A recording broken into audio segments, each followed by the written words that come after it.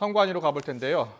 여기서 투표율을 집계하고 있는 중앙선거관리위원회를 연결하겠습니다. 전국 14,400여 개 투표소에서 취합한 투표율이 바로 이곳으로 모이고 있습니다. 네, 자 선관위 집계 6시 현재 투표율이 나올 것으로 보이는데요. 지금 막 6시를 넘겼습니다. 확진자와 격리자는 6시부터 투표가 가능한 것으로 알려져 있죠. 선관위에 나가 있는 취재기자 연결해 보겠습니다. 한현희 기자. 네, 중앙선거관리위원회 상황실입니다. 네, 지금까지 집계된 투표율 상황도 정리해 주시죠. 네, 투표 시간 이제 1시간 반 정도 남았습니다.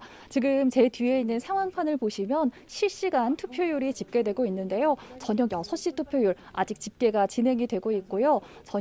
오후 5시 기준 전국 투표율 73.6%로 나타났습니다. 지난 2017년 19대 대선 당시 같은 시간대 투표율인 70.1%보다 3.5%포인트 높은데요. 지역별로 보면 전남과 광주, 전북 지역의 투표율이 높고 제주와 충남, 인천이 비교적 저조한 편입니다. 오후 1시부터 역대 최고 36.93%에 이르는 사전 투표율이 합산돼서 공개되고 있습니다. 투표율이 19대 대선 같은 시간대에 비해서 높게 나타나고 있는 만큼 최종 투표율이 1997년 15대 대선 이후 처음으로 80% 선을 돌파할지 관심인데요. 선관위에서는 이번 대선 최종 투표율을 77.2%였던 지난 대선보다 약간 높을 것으로 추정했습니다. 80%에는 미치지 못할 것이라는 분석도 나오고 있는데요.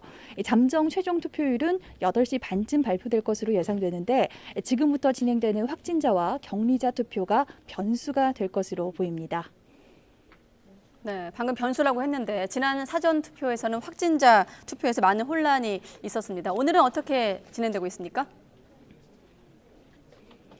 네, 일반 유권자 투표는 이제 종료가 됐고요. 확진자와 격리자 투표가 저녁 7시 반까지 진행이 됩니다.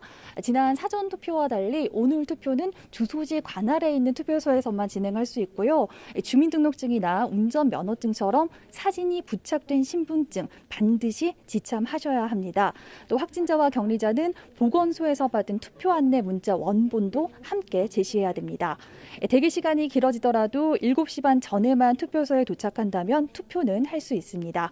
또 앞서 사전투표 과정에서 부실관리 논란이 불거졌는데요. 선관위가 오늘 본투표에서는 확진자들이 직접 투표용지를 투표함에 넣을 수 있게 방침을 바꿨습니다. 확진자와 격리자 투표가 끝나면 투표함이 개표소로 이송됩니다. 투표가 원활하게 진행된다면 저녁 8시 10분쯤 개표 작업이 시작될 전망이고요. 당락의 윤곽은 이르면 내일 새벽 1시쯤 드러날 수 있지만 더 늦어질 가능성도 배제할 수 없습니다. 내일 아침 개표 작업이 마무리된 뒤 선관위는 오전 10시에 전체 회의를 열고 당선인을 최종 확정합니다. 지금까지 중앙선거관리위원회 상황실에서 YTN 한현입니다.